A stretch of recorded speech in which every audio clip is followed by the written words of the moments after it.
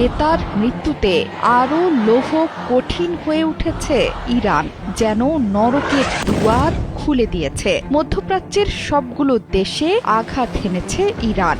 এর বাইরে প্রথমবারের মতো ইউরোপের দেশেও ছুটে গেছে ইরানের শক্তিশালী মিসাইলের বহর। সেখানে অবস্থান করছিল হাজার হাজার পশ্চিমা সেনা। ইরান এখন ক্ষিপ্ত সিংহের মতো একের পর এক আঘাত হানছে শত্রুর ডেরায়। সব বিশ্বাসঘাতকদের দম্ভ অহংকার চূর্ণ বিচূর্ণ করে দিচ্ছে এক পলকের মধ্যে।